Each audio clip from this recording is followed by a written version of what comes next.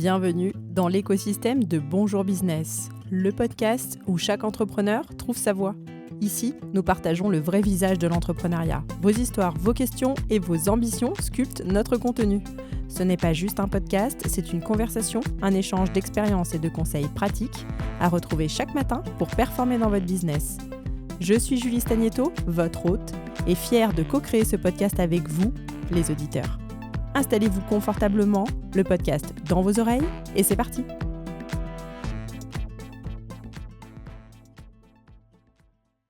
Il est temps pour moi de dire bonjour à toute l'équipe Bonjour Business. Et aujourd'hui, nous sommes réunis sur un format table ronde pour parler du mindset de l'entrepreneur. Alors déjà, je souhaite bien sûr la bienvenue et beaucoup de force à toute l'équipe Bonjour Business qui prend part à cette table ronde. Nous sommes 7 aujourd'hui. Et bien sûr, j'en profite pour dire à toutes celles et ceux qui nous ont rejoints pour le live de ne pas hésiter à soumettre leurs réflexions, à nous poser leurs questions, à nous dire si vous êtes d'accord ou pas avec nos échanges, puisqu'on est sur un format table ronde et qu'il s'agit là, en fait, d'avoir un échange autour d'un sujet qui nous concerne tous si on est entrepreneur, le mindset. Est-ce que tout le monde va bien? Est-ce que tout le monde est prêt? Yes, super. Parfait. Donc vous prenez la parole, comme on se l'est dit, en coulisses, vous prenez la parole sans, forcément que je vous la donne à l'avance, ou que je vous désigne. Je vous laisse donc, prendre alors exception, parce qu'il faut toujours une exception qui confirme la règle, c'est que là, je vais vous demander de vous présenter en 20 secondes. Salut Arnaud, team Salut. Bonjour Business, et on ne sait pas pourquoi Arnaud nous dit bonjour et qu'il n'est pas là avec nous. C'est vrai. Donc ce que je vais par contre là pour vous présenter, je vais vous proposer, de vous donner la parole, parce que sinon en fait vous risquez de vous parler les uns sur les autres. Alors on commence avec, honneur aux hommes, hein, j'ai envie de dire. Jérémy. OK. Alors moi, c'est Jérémy, donc tout simplement, j'accompagne les entrepreneurs créatifs pour mettre leur business au service de leur vie. Donc, on parle justement mindset, gestion du temps, alignement avec les valeurs, et cetera, et cetera. Merci. Jocelyn. Eh bien, bonjour à tous. Moi, je m'appelle Jocelyn Desbrosses. Je dirige l'agence Des Conseils à Amberieu-en-Bugey, dans le département de l'Ain, et j'accompagne et je conseille les entreprises dans leur recrutement. Merci. Allez, on passe aux filles. Warda. Coucou tout le monde, donc je m'appelle Warda Ait Mahmoud, je suis la créatrice de Pim ta marque, le podcast des femmes entrepreneurs qui veulent se démarquer grâce à leur personal branding, et je les accompagne notamment dans la prise de parole en ligne, notamment à travers l'optimisation de profil sur LinkedIn, la rédaction de posts ou encore le ghostwriting. Anne. Alors bonjour à tous, donc moi je suis Anne Fleury, donc je suis marketeuse et ébéniste et plus précisément du coup je fais de la marqueterie contemporaine qui me permet d'habiller les pièces de mobilier que je conçois et que je fabrique. Oui, c'est ça, Anne, toi c'est marketeuse, mais pas dans le sens marketing, hein, dans le sens marqueterie. Marqueterie, ouais. Magali.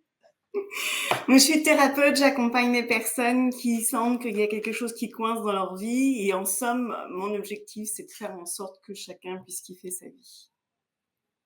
Annick. Bonjour à tous, je m'appelle Annick Darieux-Merlou. Eh bien, moi aussi, je fais une chose similaire, à savoir que j'accompagne des personnes qui sont bloquées dans leurs projets pro-perso pour, justement déverrouiller ces blocages qui, souvent sont inconscients. Et j'anime également des ateliers collectifs sur la gestion des émotions. Merci à toutes et à tous. Je suis Julie Stagneto. J'anime aujourd'hui Bonjour Business, mais mon activité, c'est de diriger l'agence de communication Visibilis. Et on passe maintenant à notre sujet du mindset de l'entrepreneur. Et la première question que j'ai envie de vous poser, hautement philosophique, c'est est-ce que le mindset de l'entrepreneur, ça existe vraiment? Ou est-ce que c'est un terme qu'on a inventé pour finalement parler de prédisposition, hein, voilà, des prédispositions qu'on a finalement dans toute fonction, dans tout métier. Je vous laisse la parole. Ça existe ou pas le mindset de l'entrepreneur, messieurs, dames? Alors, pour ma part, je vais me lancer. Donc, Jérémy, Pour moi, c'est un peu les 2. Quelque chose qui existe, mais qu'on a beaucoup marketé parce que ça vend très bien. Mindset de l'entrepreneur, tout de suite, ça c'est vendeur. Après, pour moi, l'entrepreneur, c'est surtout, une haute tolérance au risque, parce Mmh. qu'on prend un risque en entrepreneur et c'est vrai qu'il y a pas tout le monde qui a cette tolérance au risque directement, mais, hem, au-delà de l'état d'esprit, pour moi, c'est plus une identité. On a une identité de sportif, on a une identité d'entrepreneur, on a une identité de salarié, on a une identité de d'artiste. C'est pas juste un état d'esprit, puisqu'un état d'esprit, en vrai, ça se change très rapidement selon les différentes épreuves de la vie, alors qu'une identité, ça reste. Et pour moi, on devrait plus parler d'identité que de mindset, à mon sens. OK. Moi, j'aimerais compléter en disant que pour entreprendre, il faut quand même avoir un certain, état d'esprit.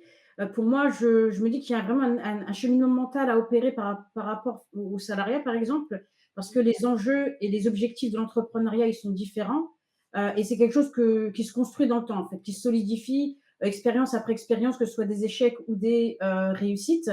Hem, Typiquement, si je prends mon exemple, je suis quelqu'un de très introverti et timide. J'ai travaillé pendant 20 ans dans le salariat et j'ai toujours cru que parce que je n'avais jamais entrepris dans ma vie, je ne pourrais pas y arriver. Et un beau jour, contrainte et forcée, après un licenciement, de me lancer dans mon activité, je me suis rendu compte que j'avais énormément de compétences que je pouvais transférer dans mon activité entrepreneuriale et que j'avais besoin que d'une chose, c'est d'aller puiser dans mon parcours personnel et professionnel pour construire, entre guillemets, la vie d'entrepreneur de la maman solo que je suis, en fait. OK. Alors bon, pour compléter, enfin non, pas pour compléter, parce que je suis d'accord avec tout ce qui a été dit. Donc je pense pas qu'il y ait un mindset de l'entrepreneur. Je pense que, voilà, on a un état d'esprit qui, en effet, peut évoluer au cours de la vie. On y reviendra peut-être. Donc bonne nouvelle pour tous ceux qui ne pensent pas l'avoir là, actuellement. Ça peut se travailler, ça peut venir, ça peut se développer, ça peut se découvrir. Je dirais que, alors pour dire d'où je parle, moi, j'ai été salariée, j'ai été fonctionnaire, je suis maintenant entrepreneur, je suis seule, dans mon entreprise. Je pense que les points communs à tout ce que j'ai pu vivre, c'est toujours se rappeler de ce qui nous anime, de pourquoi on fait ce qu'on fait, quels que soient finalement, les crins et puis, persévérer. Persévérer, persévérer, ce qui est, je pense, très important quand on est entrepreneur, en dépit de ce qu'on va trouver sur la route. Alors, du coup, vous commencez déjà à aborder un peu la question que j'avais ensuite, pour vous, c'est, de savoir si c'est inné ou acquis. Donc, alors, il semble que, vous soyez, pour le moment, un peu tous d'accord pour dire que ça peut, s'acquérir, qu'on ne naît pas forcément avec le bon mindset et puis qu'en gros, on aurait une prédestinée, hein. J'ai le bon mindset, donc c'est bon, je vais réussir, à entreprendre versus, je suis pas né avec les bons prérequis et donc c'est foutu. Je vais pas réussir, à être, à adopter entre guillemets «le positionnement, la posture, le mindset de l'entrepreneur». Alors là-dessus, je veux bien vos retours, d'entrepreneurs. Donc, Warda, toi, tu dis très clairement que quelque part, bah, tu l'as construit quoi, hein, cet état d'esprit? Et je pense que c'est clairement, grâce aux différents événements qu'il y a eu dans ma vie, hein. Je pars du principe que si quelqu'un est dans un petit cocon, salarié pendant 20, 30 ans, elle n'a jamais eu à faire autre chose, voilà, je pense qu'elle peut difficilement entreprendre. D'ailleurs, j'ai le cas, moi, dans mon entourage, hein, des amis qui, sont en banque depuis une vingtaine d'années. Quand je leur parle d'entrepreneuriat, j'ai l'impression de parler chinois et au à contrario, moi, quand je vois ma carrière, j'ai dû changer de poste, 4-5 fois, voire plus. Et à chaque fois, j'ai dû me réinventer, aller chercher dans mes entrailles ce que je pouvais mettre en avant pour me vendre. Et ça m'a incité à développer des compétences et à prendre conscience que ces compétences-là étaient une arme pour ma carrière, en fait. Et c'est vraiment de ça que découle mon expérience en entrepreneuriat, à savoir que je me suis lancée il y a à peine un an, mais qu'en une année, j'ai abattu énormément de choses parce que j'ai ce bagage-là, en fait. Et je me rends compte de ça aujourd'hui, quand j'échange avec des entrepreneurs régulièrement et que je vois que ils entreprennent depuis 2, 3 ans, ils ont pas vraiment, enfin, ils n'ont pas forcément avancé autant que moi. Et je me pose souvent la question de savoir d'où ça vient. Et c'est là que je me dis, tout ce que j'ai pu vivre en tant que salarié, en tant que femme, c'est vraiment ça qui m'aide aujourd'hui à être l'entrepreneur que je suis, en fait. Yes, moi je suis totalement d'accord. Les expériences de vie aident beaucoup. Maintenant, est-ce que on est entrepreneur ou est-ce qu'on le devient? Assez logiquement, pour moi, on le devient parce que tu peux avoir une âme artistique, tu peux être un créatif, tu peux être un leader naturel, ça oui, mais un entrepreneur, c'est une décision plus qu'un talent. Le fait d'entreprendre, c'est une décision. On se dit, OK, j'ai envie de me mettre à mon compte, j'ai envie de créer quelque chose pour des raisons qui me sont propres. Ça peut être mon histoire, ça peut être mon pourquoi, ça peut être mes rêves, quoi que ce soit. Mais automatiquement, peu importe le niveau d'entrepreneuriat, et on le voit, même quand on discute avec des personnes qui entreprennent depuis très longtemps et qui ont des très bons résultats, on a des nouvelles barrières qui arrivent à chaque niveau d'entrepreneuriat. Donc, peu importe qui on va avoir des barrières. Donc, on est obligé d'acquérir de nouvelles choses, de nouveaux états d'esprit, de nouvelles croyances, de nouvelles choses qui vont nous permettre de devenir meilleurs en tant qu'entrepreneur. Là où, par exemple, un leader né, ben, c'est juste un bon leader, il a limite juste à conscientiser son talent. Mais il y a quand même aussi une notion de caractère, je pense. Donc, tu sais, moi, j'ai envie de te répondre les deux, mon capitaine, parce que dans le caractère, j'ai été aussi salariée pendant des années, pendant une vingtaine d'années, aussi fonctionnaire d'ailleurs. Et je me rends compte aujourd'hui que mon caractère est celui de l'entrepreneur, que j'ai toujours eu finalement. Même quand j'étais salariée, sauf que je le savais pas, parce que je l'ai su en passant dans l'entrepreneuriat. Et dans le caractère, c'est cette, j'ai envie de dire, cette volonté de liberté en continu et aussi le côté un peu toujours se propulser, toujours bouger, toujours. Donc ça, moi, je le rattache plus à l'entrepreneur, peut-être pas à tort, mais je le rattache plus à l'entrepreneur. Donc il y a quelque chose qui est en lien avec le caractère, puis il y a quelque chose qui peut se construire. Heureusement, justement, pour pouvoir passer toutes les étapes dont tu parles, Jérémy, entre autres. Et c'est vrai que moi, je suis pas forcément d'accord de dire que c'est une décision parce que pareil, si je regarde mon parcours, je me rends compte après coup que j'ai énormément entrepris même en tant que salarié et que j'en avais pas conscience. On m'a donné des missions, on m'a demandé de créer des équipes, de créer des concepts. J'ai fait mon travail et c'est seulement après que je me suis dit, mais en fait, Warda, tout ce que tu fais aujourd'hui en tant qu'entrepreneur, tu le faisais déjà à l'époque et j'en avais absolument aucune idée. Pour moi, ça faisait partie des responsabilités qu'on me donnait, sauf qu'à la base, ça n'avait rien à voir avec mon parcours, ça n'avait rien à voir avec ma fiche de poste. Je suis sortie de ma zone de confort, j'ai été chercher les différentes choses que je devais mettre en place pour atteindre mes objectifs. J'entreprenais, même en tant que salarié, toujours est-il que dans l'action, jamais je me suis dit, Warda, tu es en train d'entreprendre à l'instant T. C'est pas du tout comme ça que je l'ai vu. Et c'est vraiment 10, 15 ans après, vraiment, que je m'en suis rendu compte. Parce Après la qu'aujourd'hui, je me la choisis. question, pardon, je te coupe Warda, mais la question du coup qui va se poser comme ça en filigrane, c'est qu'est-ce que le mindset? Parce que là, quand on vous écoute, vous avez chacun un peu votre définition de ce qu'on appelle le mindset de l'entrepreneur. Est-ce que le mindset de l'entrepreneur, c'est l'objectif qu'il se fixe? Donc c'est un peu ce que dit Magali, la quête de liberté, par exemple. Est-ce que ça, c'est un mindset d'entrepreneur? Ou est-ce que le mindset d'entrepreneur, c'est, par exemple, face à une difficulté, je trouve une solution, je ne me laisse pas abattre et là, j'allais dire, on est plus en amont, on n'est pas dans l'objectif, on est dans le comment je gère toutes les étapes d'un entrepreneur qui est multicasquette, qui doit faire face à, du bon comme du moins bon, qui doit souvent gérer pas mal de problèmes et qui doit trouver des solutions. Ça, c'est un peu tout le chemin qui mène à l'objectif qu'on s'est fixé. Puis au bout, l'objectif peut être variable. Est-ce que je me fixe un objectif d'avoir un max de chiffre d'affaires versus est-ce que je me fixe comme objectif d'avoir un maximum de temps libre? Tu vois déjà? Hmm. Selon l'objectif que tu te Ouais. fixes, Julie, de toute façon, après, le mindset, c'est celui qui va te permettre d'atteindre l'objectif, quel que soit l'objectif que tu t'es fixé. Donc, évidemment, de pouvoir mettre en place tous les éléments pour pouvoir, moi, mon objectif, c'est effectivement d'être libre, entre autres, de me réaliser. Et comment je vais faire pour atteindre cet objectif-là? Quand je suis dans des downs, j'accueille mon down parce que c'est ça l'entrepreneuriat finalement. C'est quand même pas mal les montagnes russes, soit dans une journée, soit dans un mois, soit dans une heure même, et d'être capable de faire ça et d'être capable aussi de sortir de sa zone de confort, de revoir tous les éléments des croyances limitantes, de toujours être un peu dans l'action et aussi dans l'acceptation parfois que c'est une pause qu'il faut faire. Yes.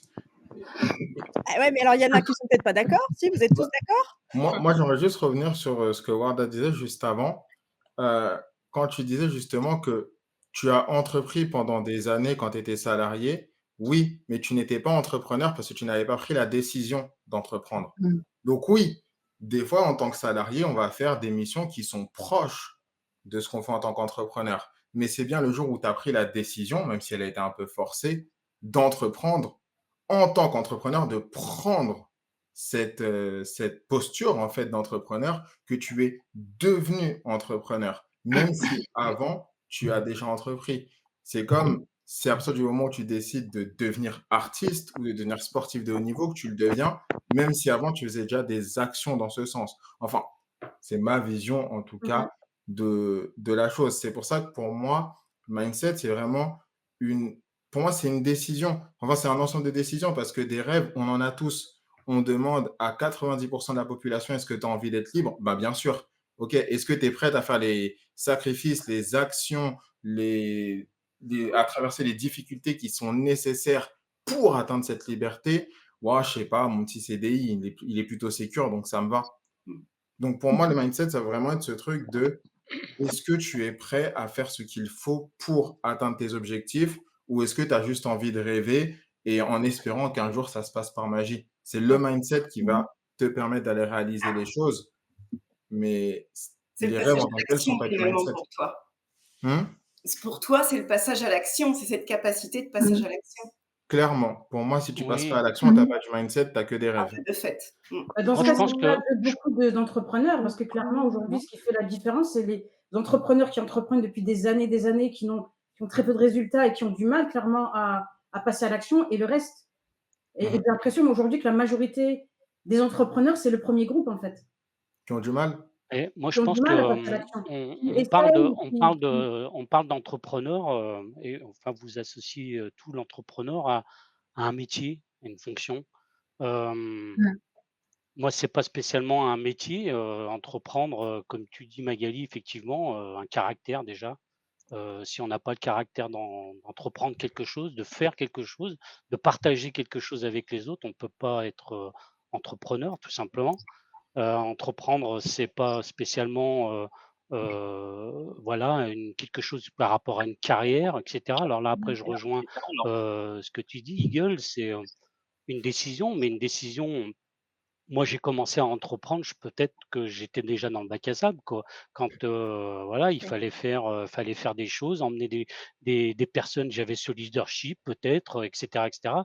Donc, on a ça en nous, oui, effectivement, ou c'est pas qu'on l'a pas, c'est qu'on n'a pas envie d'y participer, tout simplement. Donc c'est pour ça qu'il y a, des personnes et des catégories, je dirais, qui ont envie de faire quelque chose, de le partager et de construire quelque chose et de le partager cette vision, ces idées et d'autres, bah, n'ont pas spécialement envie de le faire, tout simplement, quoi. C'est ça, entreprendre.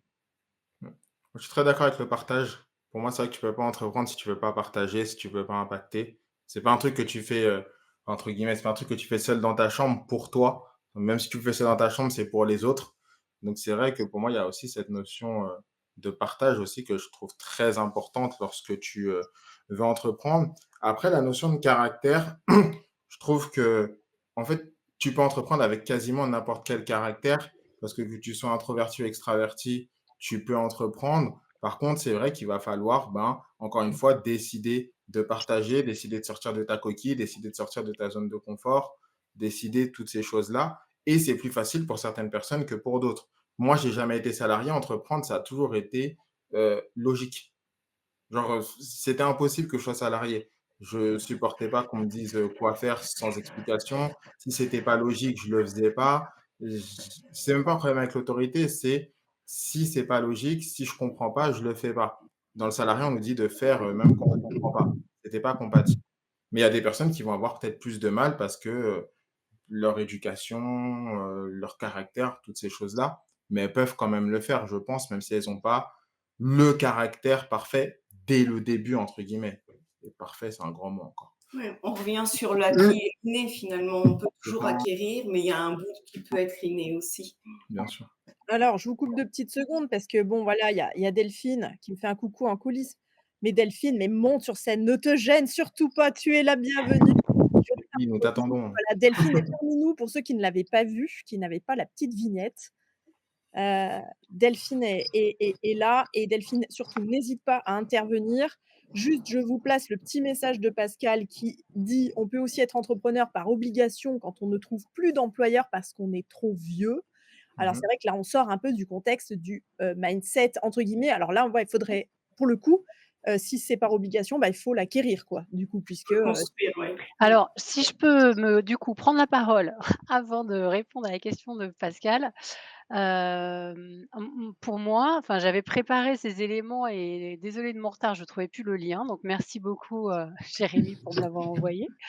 En fait, pour moi, les points importants du mindset de l'entrepreneur, c'est, la capacité d'adaptation, la capacité à se remettre en question, parce qu'on va pivoter plein de fois au cours de sa carrière et du coup, il faut savoir se remettre en question et étudier des nouvelles, possibilités, de s'adapter à son client, aux situations, au contexte, à tout ce qui évolue et aussi la capacité, on en parlait tout à l'heure, les multiples compétences. C'est-à-dire qu'être entrepreneur, c'est à la fois, bah, faire la production de là où est notre expertise, mais c'est aussi faire du développement commercial, c'est aussi faire de la communication, c'est aussi faire de la gestion, de la compta, de la facturation, c'est aussi, avoir une vision stratégique sur l'avenir de son entreprise. Donc enfin, je pense que c'est rares sont les personnes qui ont toutes ces compétences au départ. Donc OK, il y a des choses qui sont peut-être, dans l'état d'esprit, mais il y a des choses qui sont des compétences à acquérir pour pouvoir bien mener, son business, tout au long. Voilà et dans l'état d'esprit, je pensais, voilà, vraiment, c'était vraiment remise en question, adaptabilité et puis une certaine énergie aussi parce que, ben, en fait, ça prend surtout quand on est solo au début, c'est quand même, bah, ça prend pas mal de ouais, ça prend pas mal de temps, d'énergie et il faut avoir envie de développer tout ça, et pas de se laisser abattre au premier revers. Mmh. Voilà ce que je voulais dire. OK, donc là, vous êtes partis sur qu'est-ce que le bon état d'esprit, le bon mindset de l'entrepreneur? Il se positionne où? Hem, alors, est-ce que, être entrepreneur par obligation, du coup, est-ce que, si on répond à Pascal, c'est d'ailleurs, j'en profite pour dire à toutes les personnes qui nous regardent, n'hésitez pas à partager vos réflexions, à poser, vos questions éventuelles. Enfin bref, n'hésitez pas, on est sur un format table ronde. L'idée, c'est que la parole circule. Et donc, Pascal dit: «Bah, ouais, voilà, entrepreneur par obligation, Bah, lorsqu'on est trop vieux, ça fait un peu couperet comme ça, mais du coup, ça demande de se réinventer». C'est un peu ce que disait Warda aussi d'ailleurs, hein. mais en Mmh. même temps, enfin, moi, ce que je viens d'expliquer, c'est aussi adapté, hein. J'ai créé mon entreprise parce que je trouvais plus, le job qui me convenait. Donc je l'ai créé toute seule, en fait. Je me suis, c'était un peu par obligation. Pendant 1 an, j'étais salariée et je cherchais le job de mes rêves. Je ne l'ai pas trouvé, soit, en France, soit au tarif auquel je voulais. Donc à un moment donné, je me suis dit: «Bah, qu'est-ce que je peux faire? Bah, je vais créer ma propre entreprise». Donc c'était peut-être pas une question d'âge, mais c'était une question de contexte aussi où finalement, ça convenait pas. Donc à un moment donné, il faut aussi savoir, se dire: «Bah, ouais, qu'est-ce que je peux faire? Est-ce que je peux me créer moi-même le job qui me convient?» Et à ce moment-là, puiser dans ses ressources, faire des recherches, parler à beaucoup de personnes et essayer de développer des compétences là où ça manque. Demander de l'aide. Demander de Yes. l'aide, ouais. Mmh. Après, oui, je pense que quand on est trop vieux, donc après trop vieux, chacun a sa propre définition. Le Mmh. plus difficile, ça va être peut-être de se débarrasser de tous les anciens automatismes, de tout ce mindset plutôt salarié qui a pu, être accumulé pendant des dizaines et des dizaines d'années. Selon le métier, des fois, on s'est rendu compte que l'entrepreneuriat, ça nous intéressait, mais des fois pas du tout. Donc quand on arrive devant la nouvelle, des fois, c'est un choc. Donc en gros, moi, je sais que lorsque, je me suis rendu compte que dans mes études de droit, que si je devenais avocat, je pouvais plus être entrepreneur parce que c'est une profession réglementée, ben, tout de suite, j'ai été chercher à l'intérieur de moi, OK, qu'est-ce que tu aimes plus que tout? Qu'est-ce qui te fait vibrer? Qu'est-ce que tu pourrais faire même sans être payé? Et c'est là que j'ai été chercher mes premières idées pour entreprendre, et cetera, et cetera. Mmh. Donc, tu peux, te retrouver dans cette situation-là et là, c'est vrai qu'il va falloir acquérir assez rapidement des choses et le mieux pour ça, c'est d'être dans un truc qui nous plaît pour pouvoir se dire: «OK, en fait, ça me plaît, donc naturellement, j'ai envie de le partager. Ça me plaît, donc naturellement, je suis prêt à le faire. Je suis prêt à prendre des risques pour le réaliser. Je suis prêt à faire toutes ces choses-là» et ce sera beaucoup plus simple que si on devient entrepreneur dans un truc qui fonctionne, mais qui nous plaît pas et on va devoir développer un mindset, mais où ça va être très compliqué parce que on déteste ce qu'on fait, en fait. Eh ouais, mais alors sans parler de détester, peut-être qu'il y a un peu un intermédiaire, c'est qu'il y a des gens dont l'entrepreneuriat est l'outil pour atteindre, par exemple, la semaine de 20 heures. Et Mmh. donc, tu vas mettre en place des produits hyper scalables, comme de la formation en ligne, la vente de formation en ligne, qui vont te permettre de générer un revenu récurrent assez passif, qui va te permettre finalement de dégager beaucoup de temps, pour, ta vie personnelle. Mais en soi, peut-être que le fait de vendre de la formation, c'est pas forcément peut-être, je parle de formation digitale quoi, par exemple, qui sont hyper scalables. C'est pas forcément, le truc que tu kiffes le plus dans ta vie, mais par contre, c'est l'outil au service d'un objectif, tu vois? Versus, je veux contribuer au monde de ma place, j'ai une position plus, on va dire, make sense. J'aime bien cette expression, pas parce que c'est un anglicisme, mais je trouve que voilà, elle dit bien en très peu de mots, hein, ça donne du sens. Je pense qu'au départ, tu vois, le mindset, il peut être quand même conditionné en fonction de l'objectif que tu mets comme ça là, au bout.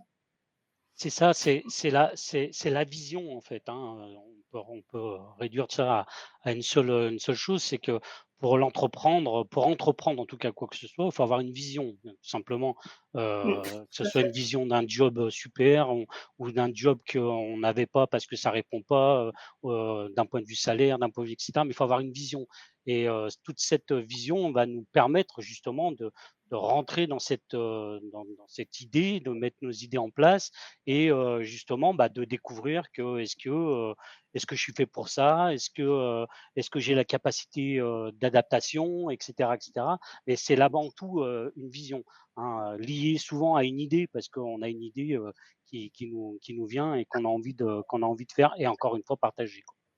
Mmh. Isabelle parlait là, sur LinkedIn, Isabelle parlait de passion. C'est vrai qu'il y a quand même un bout aussi qui peut relever de la passion et qui peut être d'ailleurs la ressource pour pouvoir continuer, à entreprendre quand, c'est pas toujours, haut finalement. Oui, Ouais, c'est ça, Isabelle qui disait: «On ouais. peut être entrepreneur par passion pour donner du sens». C'est on crée son univers et on crée son métier et c'est ça l'avantage. Mais il y a toujours le recto et le verso de la feuille de papier ou de la médaille, peu importe, les éléments qui sont pas évidents et c'est vrai que c'est sûr qu'il faut pouvoir demander de l'aide aussi, entre autres. Mmh. Moi, Et en j'aimerais fait préciser, enfin, pardon. déjà que je plus sois totalement depuis le début ce que dit, Jérémy, que je trouve, très intéressant. Mais, par rapport à l'état d'esprit, à la prise de risque et cetera, mais aussi, enfin, je voulais préciser, pour moi, être entrepreneur, c'est, porter des valeurs, c'est s'engager, personnellement et c'est avoir cette, sorte de puissance interne, un peu inexplicable où en fait, on va simplement avancer vers ce qui nous donne, envie et ce qui nous fait, vibrer et donc entreprendre, c'est une sensation, quoi. Il y a pas de méthode, pour, créer cette sensation ou retrouver, cette intuition et du coup, évidemment, on a tous des prédispositions par rapport à notre éducation, à notre environnement ou à nos expériences, passées qui va former un état d'esprit qui va ressembler petit à petit ou pas à celui d'un entrepreneur et après je suis d'accord que ce qui fait la différence, quand bien même on peut retrouver des qualités, comme l'ambition par exemple qui est commune au salariat ou à l'entrepreneuriat, ce qui fait la différence, ça va être, la prise de risque et la décision. Et la responsabilité de l'entreprise aussi. Ouais. Mais après complètement, tout à l'heure, on parlait un peu des personnes qui, sont dans le salariat et qui sont très bien. Par exemple, pour Ada, tu disais, tu vas parler à certaines collègues, elles vont te dire, entre guillemets: «Me parle pas de tes histoires». Mais souvent, c'est pas tant un manque d'envie d'être entrepreneur, c'est plus une peur chronique de perdre la sécurité du salariat. On Il y est a très d'accord. peu de personnes qui veulent pas être entrepreneurs, mais en fait, la plupart des personnes aimeraient être entrepreneurs dans le sens, aimeraient avoir cette liberté, un peu ce fantasme, mais trop de risques. C'est beaucoup trop risqué, de le faire comparé à un CDI dans lequel tu es pas totalement épanoui ou des fois très épanoui, hein, certaines personnes sont très épanouies, mais qui t'apporte une sécurité plus ou moins quoi qu'il arrive, sauf licenciement, et cetera, et cetera. Donc, cette prise de risque, on y revient, c'est vrai elle fait une grosse différence entre les personnes qui entreprennent et qui entreprennent pas. Quand on parlait de caractère, c'est que la sécurité du salarié, elle peut être dure à quitter quand on voit les risques, cette plaine un peu sauvage de contrées inexploitées inexplorée qui est l'entrepreneuriat. Tu sais pas ce qui va t'arriver, tu sais pas comment, est-ce que ça va bien se passer?